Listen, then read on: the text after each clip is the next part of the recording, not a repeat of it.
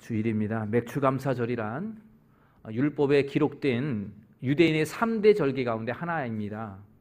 그래서 이것을 지키고 있는데, 율법에 따르면 이스라엘 남자들은 1년에 3번 하나님 앞에 제사를 드려야만 했습니다. 첫 번째가 유월절이고요, 두 번째가 오늘 맥추절입니다. 다른 말로 하면 칠칠절 이렇게 부르고요, 또 오순절 이렇게 부릅니다.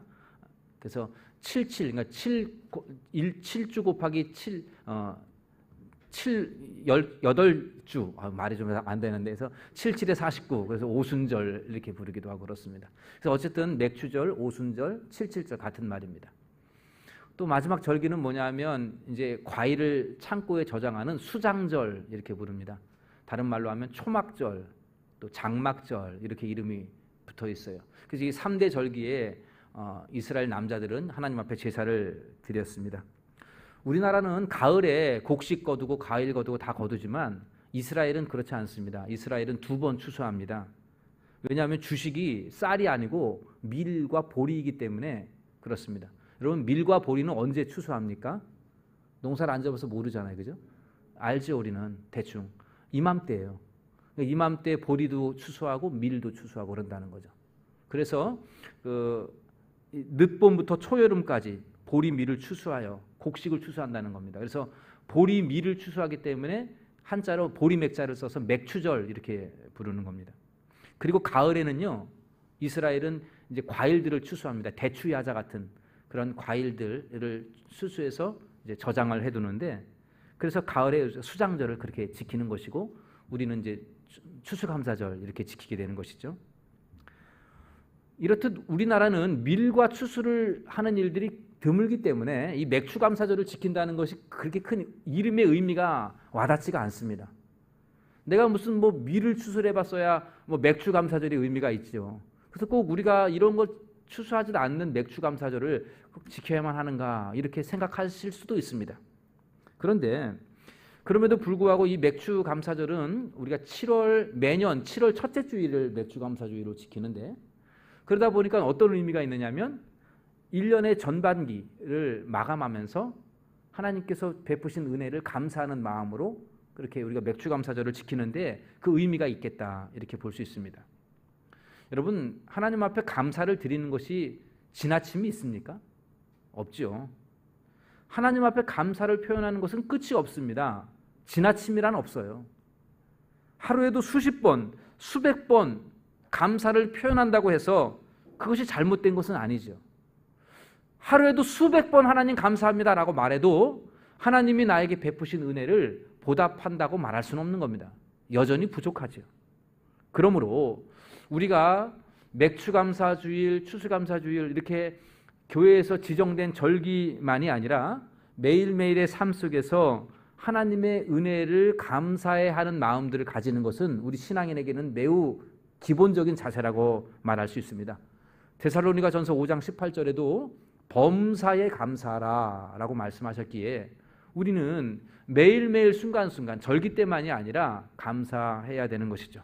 그래서 꼭 맥추절을 지켜야 됩니까? 이렇게 반문하지 마시고 이러한 때도 감사하고 이만이 아니라 그 전에도 언제든지 감사할 수 있는 그런 우리가 되어야 할 줄로 믿습니다. 성경의 인물 가운데에 이렇게 늘 범사에 감사하며 살았던 인물을 꼽으라 그러면 우리가 믿음의 조상이라고 부르며 존경하는 아브라함을 들 수가 있습니다. 아브라함은 75세에 하나님의 음성을 듣고요, 그가 175세를 삽니다. 그러니까 딱 100년 동안 하나님과 동행했다고 볼 수 있겠는데, 그 100년간 그는 하나님 앞에 제단을 쌓은 사람이다 이렇게 우리가 말할 수가 있겠습니다. 성경에 보면 아브라함이 총 5번 하나님 앞에 제단을 쌓았다 이런 기록이 나와 있는데, 이것은 단 100년 동안에 5번만 제단을 쌓은 것은 아니고 수없이 많은 제단을 쌓았지만 그 가운데 기록된 것이 5번이다 이렇게 보는 것이 더 타당할 것입니다. 그리고 오늘 본문에는 2번 제단을 쌓는 2번의 일이 나오게 됩니다. 그래서 우리가 이 내용을 간략하게 좀 살펴보겠습니다. 하나님께서 아브라함을 부르십니다. 너는 너의 고향과 친척과 아버지의 집을 떠나 내가 네게 보여줄 땅으로 가라. 보여줄 땅으로 가라 그랬습니다. 아브라함이 그대로 이 부르심에 순종하고 하여서 결심하고 아내 사라와 조카 롯을 데리고 온 집안에 딸린 식구들과 재산을 이끌고 지금 하나님의 음성만 의지하여 떠나게 됩니다.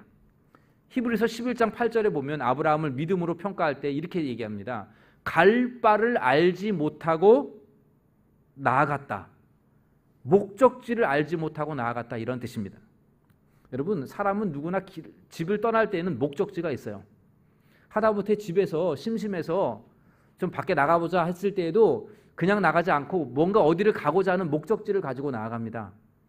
그런데 모든 가족들을 이끌고 재산을 다 정리해가지고 나아가는 길에 목적지가 없이 나아간다는 것, 이거 쉬운 일이 아니겠죠. 근데 아브라함은 그 하나님의 음성만 의지하고 목적지 없이 나아갔다는 겁니다. 그리고 그가 마침내 들어간 땅이 가나안 땅입니다. 6절 말씀에 보면 세겜 땅 모래 상수리 나무 아래에 가나안 땅에 도착을 하고 여기에 지금 세겜 땅에 도착을 합니다. 그리고 7절에 보면 여호와께서 아브라함에게 나타나 이르시되 내가 이 땅을 네 자손에게 주리라 하신지라.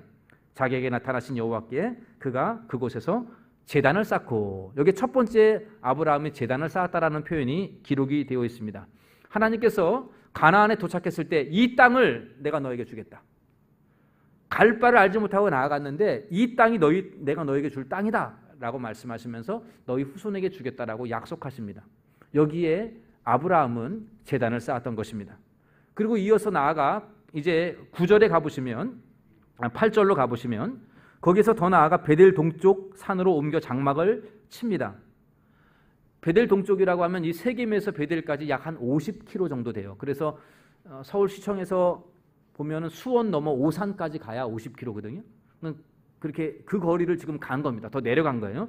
그곳에 가서도 지금 하나님 앞에 제단을 쌓았다 그랬고요. 여호와의 이름을 부르며 경배하고 있는 것을 보여줍니다. 이 두 번째 제단을 쌓는다는 장면이 나오게 됩니다. 아브라함이 이렇게 하나님 앞에 제단을 쌓았던 이유가 뭘까요? 왜 제단을 쌓았을까요? 오늘 본문의 기초를 보면 충분히 이해할 수 있습니다. 그 이유는 하나님께서 자신에게 갈 바를 알지 못하고 나아갔던 자신에게 가나안 땅을 약속으로 주셨고 가나안 땅으로 인도해 주셨고 또한 그 기업을 우리에게 후손들에게 주시겠다라고 약속했으니 여기에 대하여 하나님의 인도하심과 그 약속에 감사의 마음으로 제단을 쌓은 것이죠. 감사하는 마음으로 제단을 쌓은 것입니다. 여러분, 이렇게 한번 생각해 봅시다. 여러분들에게 어떤 사람이, 얼굴 처음 보는 사람이에요. 낯선 사람이 왔어요. 내가 당신을 위해서 좋은 땅을 내가 알고 있다. 내가 이 땅을 당신에게 주려고 하는데 짐을 싸가지고 나를 따라와라. 그렇게 말하면 여러분 당장 짐 싸가지고 그 다음날 아침에 차에다가 트럭에다 짐 다 싣고 자녀들 다 데리고 그 사람 기다릴 사람 있겠습니까? 어떤 사람이 여러분에게 내일 내가 좋은 땅 알아놨으니까, 좋은 집 알아놨으니까 내가 당신에게 이 집을 줄 테니 나 따라오시오. 그러면 따라갈 사람 있겠냐고요. 따라가지 않겠죠. 가더라도 그 사람이 누구인지, 그 말이 사실인지, 가는 곳은 어디인지, 뭐 어딜 얘기하는 건지 다 따지고 묻지 않겠습니까? 그렇게 다 얘기해도 그 사람을 믿지 못해서 안 따라가겠죠. 그게 우리들의 상식입니다. 그런데 아브라함은 그렇지 않았습니다. 하나님의 음성이 들렸고 그냥 그 음성에 따라간 겁니다. 갈 바를 알지 못한 채 그냥 믿음으로 따라간 것이죠. 그래서 믿음의 조상이라고 하는 겁니다. 무작정 떠났습니다. 어디로 가는지도 몰라요. 그러니까 여러분, 그가 아브라함이 가는 길이 얼마나 불안했겠습니까? 그런데 그 도착했던 것이 가나안입니다. 갔더니 세겜 땅에 갔더니 오늘 본문에 보니까 가나안 사람들이 살고 있었다 그랬습니다. 갔더니 그냥 아무도 없는 땅이 아니라 사람들이 살고 있어요. 그건 두 가지 반응이 있겠죠. 첫 번째는 사람 사는 거 보니까 이 땅이 사람 살 만한 땅인가 보나 이런 생각을 하겠죠. 안도함이 있겠습니다. 이 안도함. 두 번째는 뭐냐면 불안함이에요. 혹시 이 사람들이 내가 여기 왔다고 텃세 부리고 나를 위협하지 않을까, 이런 두려움도 있었을 것입니다.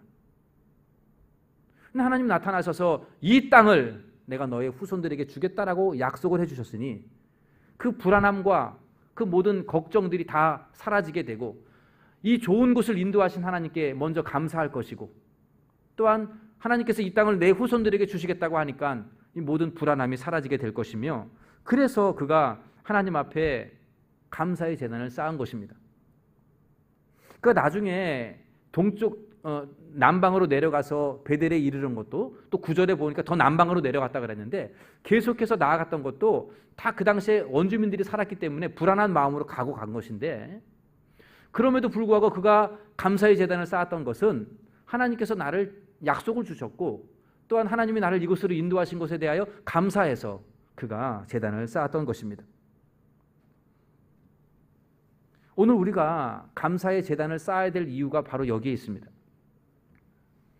하나님을 경외하는 사람이라면 지금까지 내가 살아왔던 인생이 나의 수고와 나의 노력과 나의 애씀을 통해서 여기까지 왔다고 생각하는 사람은 아무도 없습니다. 하나님을 경외하는 사람이라면 지금까지 내가 여기까지 오늘 온 것은 하나님의 인도하심이었다, 이렇게 말할 것입니다. 하나님을 경외하는 사람은 여기까지 내 발걸음을 인도하시고 오늘에 이르게 하신 분은 하나님이시다, 이렇게 고백하게 될 것입니다. 여러분은 어떻습니까? 여러분도 그렇게 생각하십니까? 지금까지 오늘 이 시간 이 자리에 앉는 이 순간까지 지금까지 내가 걸어왔던 인생이 하나님의 인도하심이었음을 믿으십니까?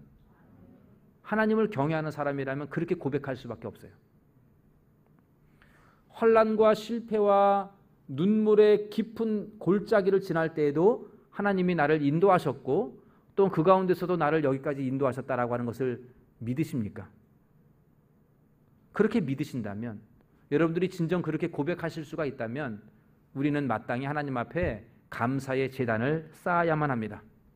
아브라함이 세겜에서 또 베델에서 감사의 제단을 쌓고 하나님을 불렀던 것처럼 우리 역시도 지금까지 인도하는 것에 대하여 하나님의 은혜에 감사할 줄 아는 성도들이 되기를 간절히 소원합니다. 그래서 우리가 감사의 제단을 쌓는 겁니다. 여기 한 가지 더 주목할 것이 있습니다. 아브라함이 감사의 제단을 쌓은 것은 최종 목적지에 가서 쌓은 것이 아니라는 사실이에요. 그러니까 중간에 쌓았다는 얘기입니다. 서두에도 말씀을 드렸듯이 아브라함이 제단을 쌓았다는 기록이 성경에 5번 나오는데 오늘 본문에 2번 나오고요. 3번째 기록이 있는데 이 기록은 뭐냐 하면 나중에 조카 롯하고 이 재산이 많아지는 바람에 다툼이 일어납니다. 재산 때문에. 그래서 헤어지게 돼요. 롯에게 선택권을 줬죠. 그때 롯이 보니까는 소돔과 고모라 성이 있는 저 성이 참 그 땅이 비옥한 땅이었습니다. 거기로 가겠다고 선택을 했어요. 아브라함은 반대편으로 갑니다. 그게 헤브론이에요. 헤브론은 산지입니다. 평지가 아니고 산지예요. 그러니까 별로 좋은 땅은 아니죠.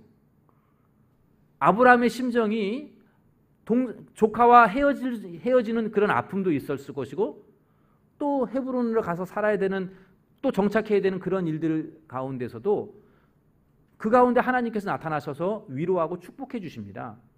그 말씀에 또 헤브론에서 제단을 쌓는 것이 3번째 제단이에요. 4번째 제단은 어디서 쌓냐면 아브라함이 어디까지 내려가냐면 이제는 블레셋 사람들이 있는 그곳까지 내려갑니다. 그곳에 갔더니 그 아비멜렉이라고 하는 그 지역의 가장 실력자, 권력자입니다. 이 아비멜렉이 아브라함을 경계하기 시작합니다. 그 두려웠죠. 근데 이 아비멜렉이 느닷없이 찾아와가지고 아브라함 보고 우리 화친의 조약을 맺자 그러는 겁니다. 아브라함이 하나님과 함께하는 것을 느껴서 화친을 맺자 그래요. 그래서 그곳에 브엘세바인데 그 브엘세바에 제단을 쌓고 하나님 앞에 또 경배를 드립니다. 그 4번째 제단을 쌓은 거예요. 마지막 제단은 어디냐면 모리아 산입니다. 우리가 잘 아는 대로 이삭을 번제로 드리라고 했을 때에 그 산에서 이게 하나님의 시험인 줄 알게 되었고 하나님께서 이삭 대신에 순양을 준비해 놓으셨습니다. 그래서 그 번제단에 순양을 제사를 드리는 것, 그 쌓은 번제단이 5번째 번제단입니다. 여러분, 이 5가지의 제사를 보면 아브라함은 뭘 볼 수 있느냐면 어느 한 곳에 정착하지 않았다는 것을 알 수 있습니다. 그는 가는 곳곳마다 이동하면서 하나님 앞에 감사의 제단을 쌓았습니다. 다시 말하면 인생의 과정 속에서 제단을 쌓았다는 겁니다. 사람은 언제 감사하냐면 뭔가 목표를 이루었을 때 감사합니다. 결과가 나타나면 그 결과에 감사해요. 열매가 있어야 그제서야 감사합니다.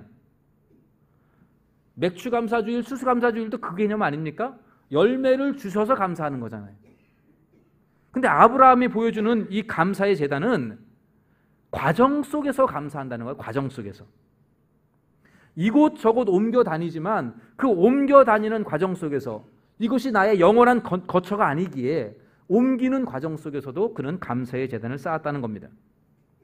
우리가 배워야 될 점이 바로 그 점입니다. 시험을 보고 합격을 해야만이 그제서야 감사하는 것이 아닙니다.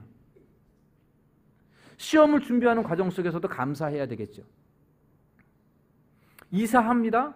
그럼 감사하죠. 이사 감사 예배 드리죠. 이사만이 아니라 이사 안 해도 그 과정 속에서도 하나님 앞에 감사 드려야 되지 않겠습니까? 병이 나아야만 감사합니까? 질병 가운데, 치료 가운데, 투병하는 가운데서도 감사할 수 있어야 되지 않겠습니까? 약을 하나 먹을 때에도 감사하는 것, 이것이 바로 과정 중에 감사하는 그것입니다. 과정 가운데 감사하는 것이죠. 여러분, 뭔가 이루어져서 감사하는 게 아니라 지금은 이루어진 게 하나도 없어요. 그럼에도 불구하고 감사하는 겁니다. 우리 교회는 과정 가운데 감사할 수 있게 되기를 바랍니다. 맥주감사주일의 의미가 무엇이 있습니까? 맥주감사주일은 1년이 다 맞춰지지 않았어요. 절반입니다. 그냥 과정 속에 있습니다. 우리에게 추수할 것이 하나도 없어요. 맥주감사주일인데 찬송은 논밭에 오곡백과 막 다 찬송하는데 하나도 없어요. 추수할 것이. 그럼에도 불구하고 과정 가운데 감사하는 겁니다. 지금까지 인도하신 하나님, 6개월 동안 하나님이 인도하셨는데 그 은혜에 감사하는 것이고, 이제 남은 후반기도 하나님께서 인도하실 것이라는 믿음으로 내다보면서 감사하는 것입니다. 그것이 바로 아브라함의 감사입니다. 아브라함이 세겜에서 제단을 쌓았습니다. 이곳이 영원한 제단이 아니었어요. 영원한 거처가 아닙니다. 또 베델로 옮겼습니다. 그곳에서도 제단을 쌓았습니다. 그 다음에 또 옮겨서 헤브론에서 감사의 제단을 쌓았습니다. 브엘사베에서, 모리아산에서 그는 끊임없이 100년 동안 제단을 쌓으면서 감사하며 나아갔다는 사실이죠. 우리가 천국 가는 그날까지, 영원한 거처인 그날까지 우리는 인생의 과정 속에 있어요. 때로는 정상에 오를 때도 있고 때로는 깊은 골짜기로 내려갈 때도 있고, 정상에서도 감사하지만 깊은 골짜기에서도 감사하고, 감사가 과정 속에 계속 이어지는 것, 그것이 바로 아브라함이 우리에게 보여주는 감사의 제단인 것입니다. 우리는 아직 목표에 도달하지 않았습니다. 우리는 아직도 1년의 결실을 다 맺지 않았습니다. 아니, 전혀 결실이 없을 수도 있어요. 기도의 응답이 아직도 이루어지지 않았습니다. 갈 길이 많이 남아 있습니다. 우리 동대문 중앙교회가 1년 동안 목표가 가야 될 길이 아직도 멀었습니다. 열매가 없죠. 그럼에도 불구하고 우리는 이 자리에서 하나님 앞에 감사의 제단을 쌓아야 될 줄로 믿습니다. 지금까지 인도하신 하나님께 감사하는 거예요. 오늘까지 인도하신 하나님, 아무런 열매도 없지만 그 가운데서도 감사하며 나아가는 것이죠. 또 10월 달에도 11월 달에도 7월 달, 8월 달 계속해서 우리가 얼마든지 감사할 수 있는 것 아닌가요? 매 주일마다 감사할 수 있고, 매달마다 감사할 수 있고, 석 달마다 감사할 수도 있고, 전반기에도 감사하고 후반기에도 감사하고, 이것이 바로 아브라함이 우리에게 보여주는 감사의 제단이고, 사도 바울이 우리에게 말하는 범사의 감사라는 말씀입니다. 우리 모두가 이렇게 지금까지 지내온 것에 대하여 늘 하나하나 정리하면서 감사하며 나아갈 수 있게 되기를 간절히 원합니다. 비록 내 손에 주어진 열매는 하나 없다 하더라도 하나님 앞에 감사하며 하나님의 인도하심에 기뻐하며 감사하면서 찬양으로 나아가는 우리 모두가 되기를 간절히 소원합니다. 우리 동대문 중앙교회가 이 맥주감사절 2021년 한가운데서 드리는 이 감사의 제단, 이 감사의 제단이 하나님이 받으실 만한 그러한 감사의 제단이 되기를 간절히 소원합니다. 그리고 남은 후반기에도 하나님 우리에게 지금까지 은혜 주신 것처럼 후반기에도 은혜 베풀어 주실 줄로 믿고 감사할 수 있게 되기를 바랍니다. 하나님께서 오늘도 이 과정 속에 있는 우리 가운데 오늘도 우리가 감사하며 나아갈 때 우리의 감사를 받으시고 또 변함없으시는 하나님의 성실하심이 우리의 삶을 인도하여서 우리 모두가 하나님과 함께 동행하면서 날마다 순간순간 감사의 제단을 계속해서 쌓아 나아가는, 어디를 가든지 감사하며 나아가는 우리 모두가 되기를 주님의 이름으로 간절히 축원합니다. 우리 함께 같이 찬양하기를 원합니다. 내가 지금까지 지내온 것은 이라는 찬양인데요, 혹시 모르는 사람이 있을 것 같습니다. 찬양이 어렵지 않으니까 같이 함께 고백하면서 부르기를 원합니다. 내가 지금까지 지내온 것은 주의 은혜라.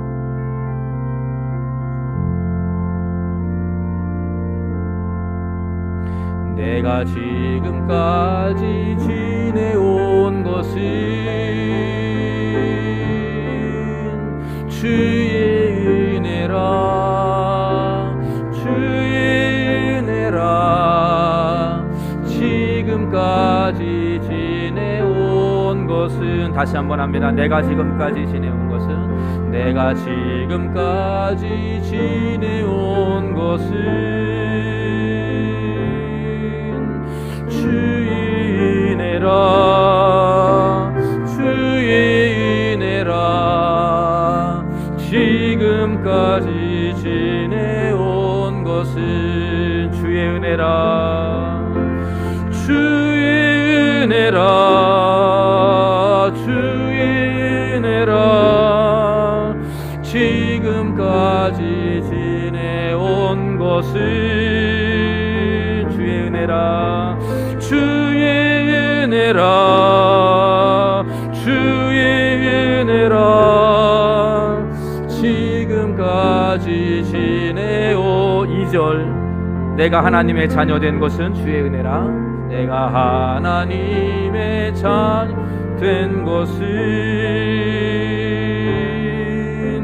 주의 은혜라. 주의 은혜라. 주의 은혜라. 하나님의 자녀된 것은, 내가 하나님의 자녀된 것은, 내가 하나님의 자녀된 것은 주의 은혜라. 주의 은혜라. 하나님의 자녀된 것은 주의 은혜라. 주의 은혜라. 주의 은혜라. 주의 은혜라. 하나님의 자녀된 것은 주의 은혜라. 주의 은혜라. 주의 은혜라. 하나님의 자녀된 것은 3절, 내가 이 자리에 서 있는 것은, 내가 이 자리에 서 있는 것은 주의 은혜라. 주의 은혜라. 다시 한번 합니다. 내가 이 자리에 서 있는 것은, 내가 이 자리에 서 있는 것은 주의 은혜라. 주의 은혜라. 이 자리에 서는 것 주의 은혜라. 힘있게 찬양합시다. 주의 은혜라. 주의 이 자리에 서 있는 것은, 이 자리에 서 있는 것은 주의 은혜라.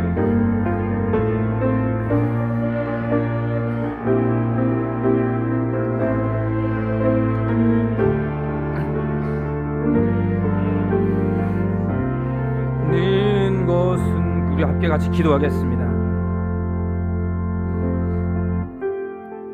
맥주감사 주일에 우리가 감사할 것은 지금까지 인도하신 것, 지금까지 지켜주신 것, 지금까지 살펴주신 것, 지금까지 도와주신 것, 그 은혜에 감사해야 합니다.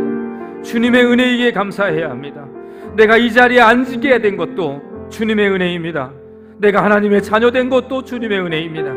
이 시간 주님, 내가 감사의 제단을 이곳에 쌓겠습니다. 우리 함께 같이 결심하면서 감사하면서 나아갑시다. 기도하겠습니다. 하나님 아버지, 감사합니다.